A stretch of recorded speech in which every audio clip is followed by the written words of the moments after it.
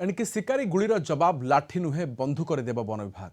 दीर्घ वर्ष पर पुलिस भली वन कर्मचारी माने मध्य बंधुक जवाब देवे।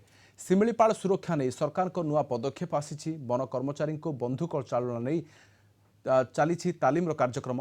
मयूरभंज जिला खुंटा ब्लॉक अधीन में यह तालीम शिविर चली। प्रथम पर्यायर 300 जन वन कर्मचारी को तालीम प्रदान करा जाउछि। प्रतिवर्ष तालीम शिविर आयोजन हेबो बोली कहिसंती आंचलिक मुख्य वन संरक्षक। एबे केवल गोटे लक्ष्य शिमिलीपाल को शिकारी मुक्त करने सहित वन्यजंतु को सुरक्षित रखा। केवल एतिक नुहे काठ माफिया मानकु मध्य साबाड़ करने को प्रस्तुत रहिबे वन कर्मचारी। दीर्घ दिनर दाबी पर एबे सरकार वन कर्मचारी मानकु बंधुक प्रदान करने को निष्पत्ति नेइछंती। तालीम प्रदान पर शिमिलीपाल अभयारण्य सहित बारिपदा करंजिया रायरंगपुर वनखंड में 300टी अत्याधुनिक बंधुक वन कर्मचारी को प्रदान करा। वर्तमान समय शिमिलीपाल सुरक्षा दायित्व में नियोजित अछंती जॉइंट टास्क फोर्स। पुलिस एवं वन विभाग कर्मचारी मिलित भाव में सुरक्षा प्रदान दायित्व में अछंती।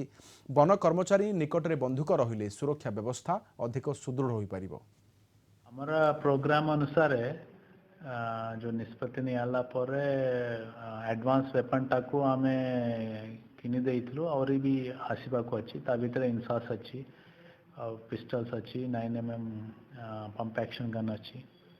तो ये सब गोटा जो एडवांस वेपन ता आगुरु हैंडल करनोतिले फॉरेस्ट डिपार्टमेंट से जो गोटे डिटेल प्रोग्राम ता ट्रेनिंग प्रोग्राम ता ड्रा हेछि।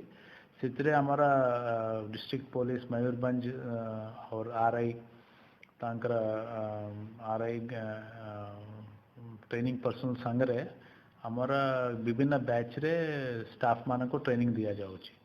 सितरे हमारा मुख्य एसटीपीएफ माने वर्तमान 30 जन अछंती।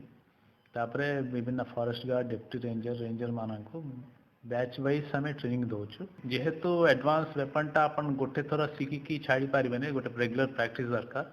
हमारे प्रति वर्ष इमती एबे तो डिटेल होची, प्रति वर्ष भी रिफ्रेशर ट्रेनिंग भी हम।